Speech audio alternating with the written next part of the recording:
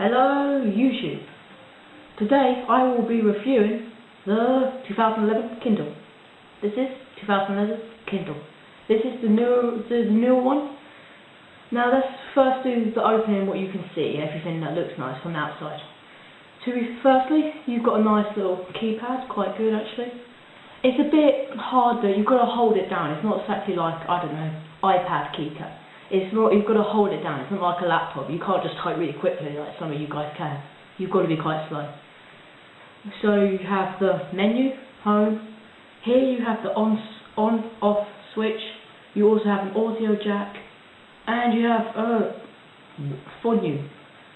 I'll go on now. The reason why you have an audio jack is because some people like to listen to music. You can actually download music off the internet or from your library and put it onto this Kindle. Now, from the front you can see the opening cover. You also have this page switcher. Quite good actually, but something that's really surprising compared to the old one. How thin it is. It weighs nothing, literally. It weighs absolutely nothing. The case I've got weighs more than this. But it's a good case, I'll go on to that a bit later. So you've got, right there, you've got a cooling fan. And here's the Amazon. It's got a nice back. It's actually very good for gripping. They say you can hold something like over 500,000 books. I can believe that. So I'm just going to log in right now. So that's what happens when you press that switch. This comes up if you have a password. Otherwise it just goes straight in. Just going to type it in. So you guys, sorry guys, I can't exactly show you the password.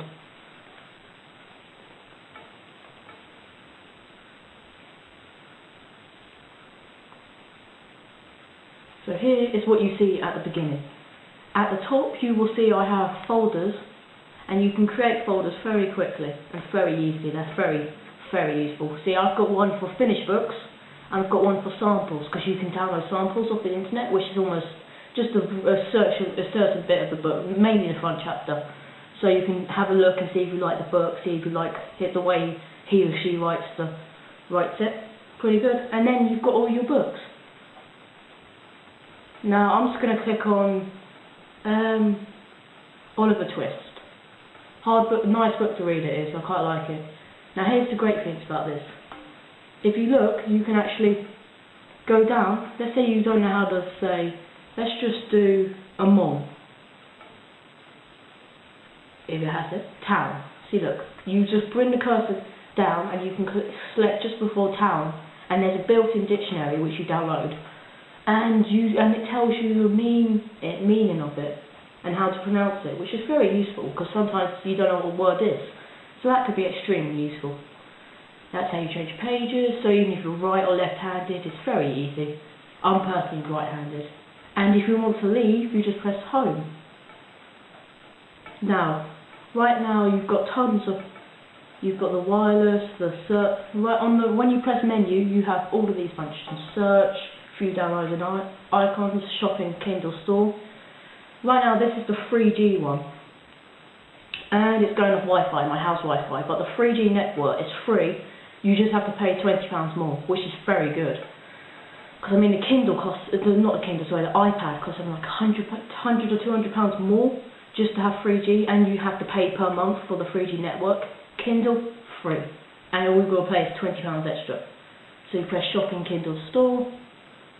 Wait for it to load because it's raining outside, so it's going to be quite slow. And here it is, the Kindle shop.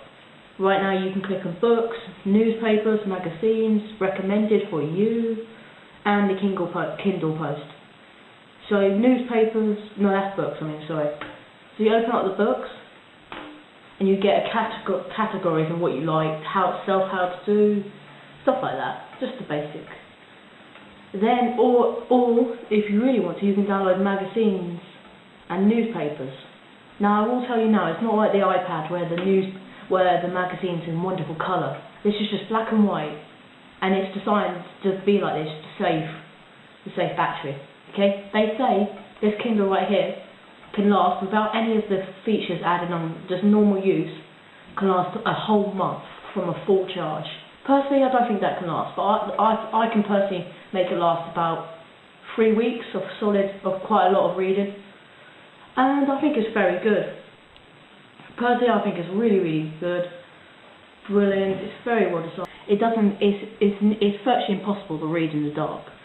So this is why I like this very good cover right here. This cover is absolutely brilliant. What it is, it protects your Kindle very nicely. It protects your Kindle. Okay, I will admit it is quite thick and it probably weighs about the same as the Kindle, so you are doubling its weight. However, it is really good. So all you do, slip it in, then this little latch comes in and it drops down and it just fits in. And here's the beauty.